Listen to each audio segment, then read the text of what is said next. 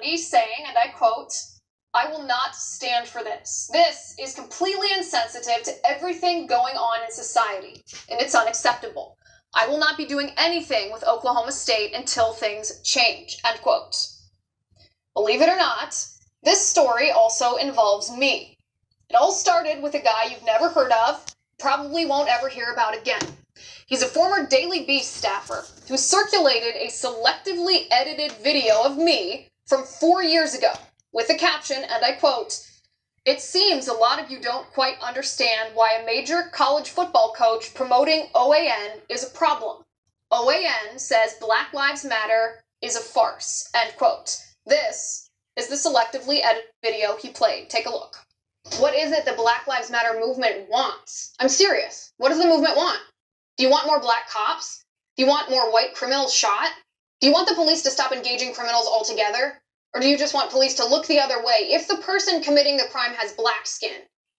Here's the thing, it's a false question to trap the movement because they can't answer it, and that means they're a farce. The Black Lives Matter movement speaks not for race, but for racial divide, not for hope, but for oppression, not for justice, but for revenge, not for freedom, but for fear, not for lives, but for lies.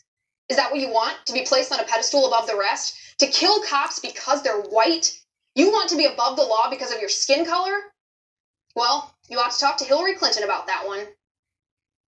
That edited video got nearly 1.5 million views online this week. Subsequently, Yahoo Sports, CBS Sports, ESPN, USA Today, and the AP all picked up on this false narrative and used my name and this selectively edited video to tell the world why it was problematic for the Oklahoma State University football coach to watch our network. As usual, the leftist narrative is a lie, and the mainstream media are partisan hacks who don't bother to research the truth if the leftist lie fits their preconceived political agenda. So tonight, we are going to set the record straight. The full context for honest people. In July of 2016, I was talking about the Dallas police officers who were murdered and the hypocritical reaction of the Black Lives Matter movement in the face of that awful tragedy. The Daily Beast guy didn't bother to mention that, the critical context of the video. Nor did he play this part of the video, where I said fear of police targeting minorities is a very real fear. Take a look. There are legitimate fears in our country about minorities being targeted by the police. That's not to say it's statistically accurate to claim that cops target black people. The numbers actually show that there is not institutional racism within the police force. That doesn't mean the fear isn't real. To exploit this fear is the tactic of the Black Lives Matter movement. To hijack the racial divide that has only just begun to heal in our nation is their tool to get their way. So what is the way that they want? This has been the question the whole day, the entire show. Is it fair to separate the Black Lives Matter movement from the motivation of these cop killers? 11 police officers were shot. Some were shot in the back, execution style. 5 police officers died. Thousands of other police officers put on their uniforms yesterday and today, willing to give their lives to protect their brothers and sisters in arms to keep our communities safe. They are not looking at skin color.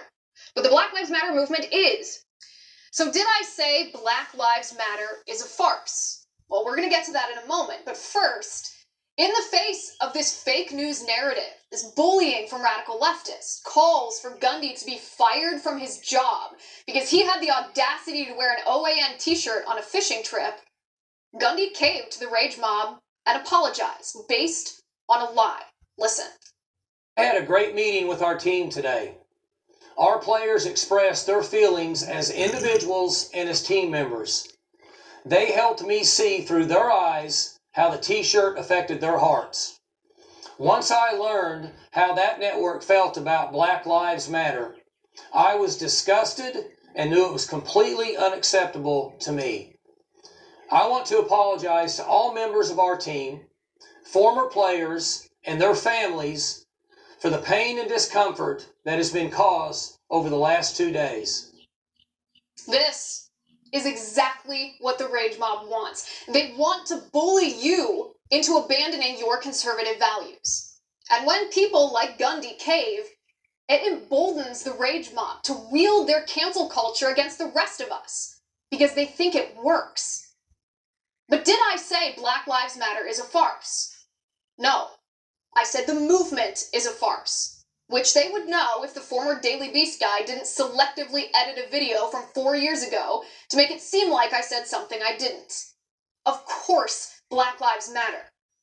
But the Black Lives Matter organization, the organization is hugely problematic for 4 reasons. The founders, the political agenda, the underlying premise, and the hypocrisy. You can challenge the Black Lives Matter group, and no, that doesn't make you a racist. Here's why. Challenging the group or the movement isn't challenging the premise that Black Lives Matter. Of course, Black Lives Matter. But the Black Lives Matter movement was founded by 3 women, Alicia Garza, Opal Tometi, and Patrisse Cullors, whose political goals include tearing down the rule of law in America and transforming the U.S. into a Marxist state. Part of this includes disbanding the police.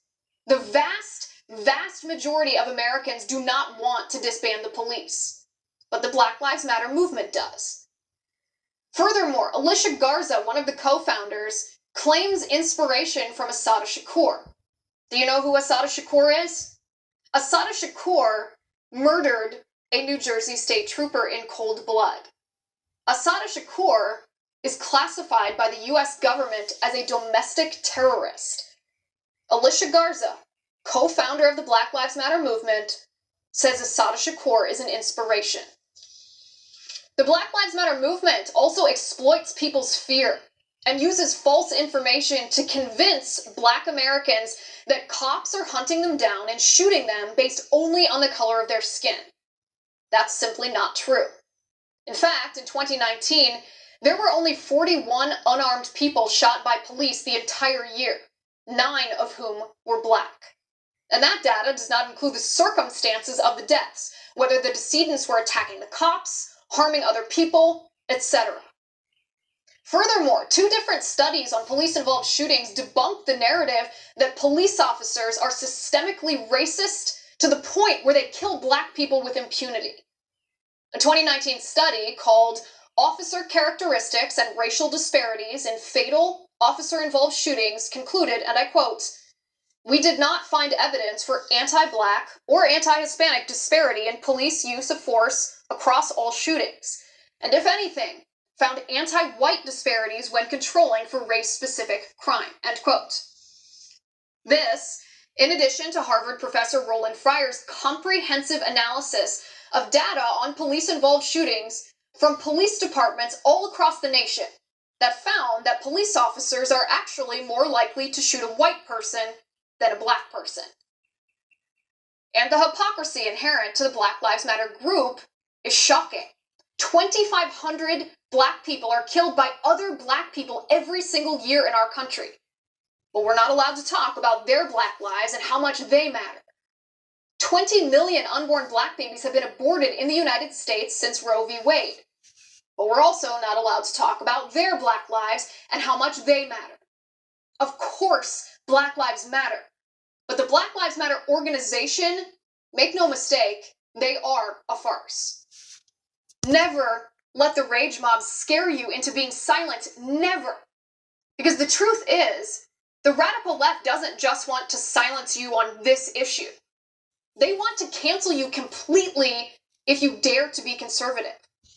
Lest you doubt how serious this is, listen to this from the leftist Palmer Report, and I quote, "People who promote the racist propaganda hate speech on OANN are dangerous thugs. They have no place in respectable society. Mike Gundy cannot remain the Oklahoma State head coach. Too influential of a position in society, fire him unless he agrees to get extensive psychological help." The Palmer Report continues, "It's time we acknowledge that conservatism isn't just some political view. It means you're the very bottom rung of society, dangerous and deranged. Some conservatives are trying to be better people, great. But people who flaunt their conservatism are psychotic." Palmer Report isn't done.